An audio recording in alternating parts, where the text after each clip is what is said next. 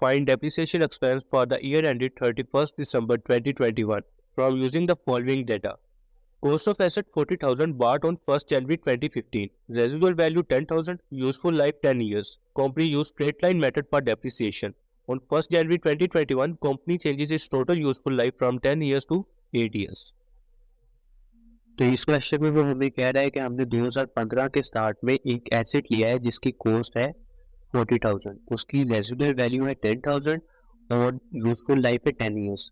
2021 के स्टार्ट में वो जो यूजफुल लाइफ थी वो रिड्यूस हो जाती है 10 इयर्स से 8 इयर्स पे, और हमें 2021 का डेप्रिसिएशन एक्सपेंस बताना है।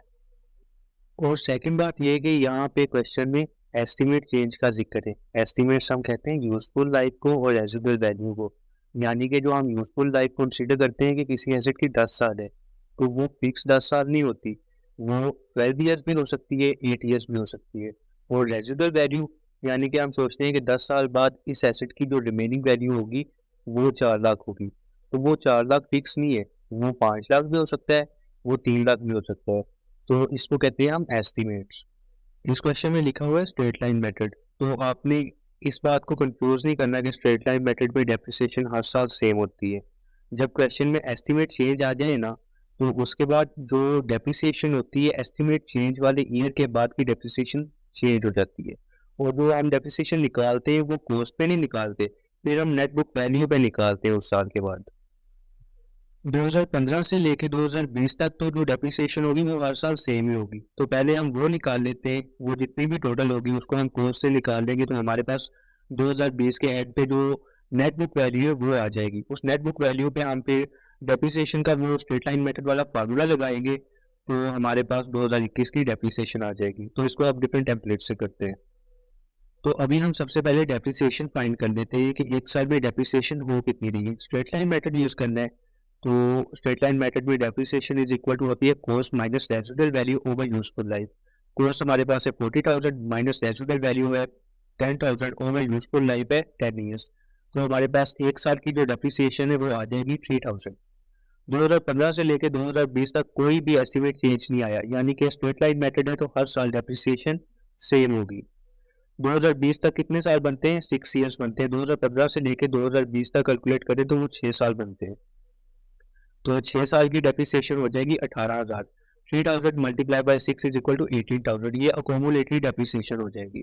पर हमने 2020 के एंड पे नेट बुक वैल्यू निकाल दी है, ताकि 2021 की जो डेप्रिसिएशन हमने फाइंड करनी है ना, वो एस्टिमेट चेंज हुआ है, तो मैंने आपको बताया कि जब एस्टिमेट चेंज आ जाए तो हमने नेट बुक वैल्यू पे डेप्रिसिएशन का फार्मूला लगाना है।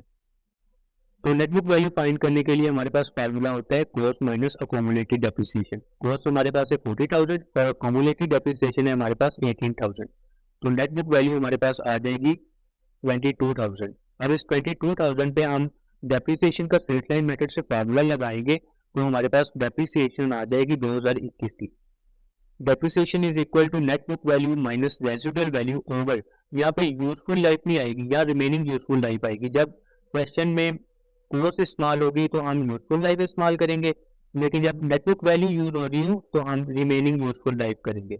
और ये रिमेनिंग यूजफुल लाइफ का पता कैसे लगाना है? वो ऐसे कि क्वेश्चन में उसने हमें बताया है कि जो उसकी यूजफुल लाइफ है वो 10 ईयर्स थी, लेकिन 2021 में वो 8 ईयर्स हो गई है, यानी कि वो रिड्यूस हो गई है, और हमने 6 साल की डेप्रिसिएशन फाइंड कर ली है। 8 ईयर्स हो गई थी डेप्रिसिएशन, जो टोटल थी ना डेप्रिसिएशन वो 8 ईयर्स थी, और हमने 6 ईयर्स की फाइंड कर ली है, तो रिमेनिंग यूजफुल लाइफ है हमारे पास 2 ईयर्स। तो नीचे रिमेनिंग यूजफुल लाइफ की जगह आ जाएगा 2 ईयर्स, नेट बुक वैल्यू आ जाएगी 22,000 और रेजिडुअल वैल्यू इतनी है जो कि है 10,000। तो इसको सॉल्व करने से हमारे पास आंसर आ जाएगा 6,000, जो कि हमारी डेप्रिसिएशन है 2021 की। An entity imported a computer server machine having purchase price of rupees 8.5 million. The entity further incurred the following cost: import duties 8%, non-refundable taxes 5% purchase price plus import duties, refundable taxes 10% of purchase price plus import duties, insurance in transit 240,000, and carriage inward for 50,000. The server should be capitalized at.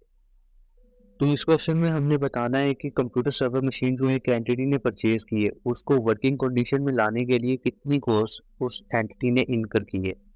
तो इसमें जो refundable taxes है ना, वो हम include नहीं करेंगे cost में, क्योंकि वो हमें वापस मिल जाने हैं। बाकी import duties, non refundable taxes, insurance in transit और कैरीड इन वर्ड है, इनको हम स्टेप बाय स्टेप प्लस कर लेंगे और जो आंसर आएगा ना वो कैपिटलाइज कॉस्ट होगी। यानी कि जो परचेज प्राइस है वो है 8.5 मिलियन और इंपोर्ट ड्यूटीज हैं 8% ऑफ 8.5 मिलियन, वो हो गया 0.68 मिलियन। नॉन रिफंडेबल टैक्सेस, वो टैक्सेस जो हमें वापस नहीं होने, वो है 5% of purchase price plus import duties. तो इसको हम कैलकुलेटर पे पुट करेंगे तो हमारे पास आंसर आ जाएगा 0.459 मिलियन। इंश्योरेंस इन ट्रांसिट, यानी कि वो जो कंप्यूटर सर्वर मशीन एंटिटी ने मंगवाई है वो रास्ते में जो ट्रांसफर की गई है तो हमने वो इंश्योरेंस करवा ली थी उसकी, और उस पर जितनी कॉस्ट आई वो भी कंसिडर की जाएगी, वो है 0.24 मिलियन। और कैरी इनवर्ट, यानी कि उनको लाने में जो चार्जेस हुए वो है 0.45 मिलियन।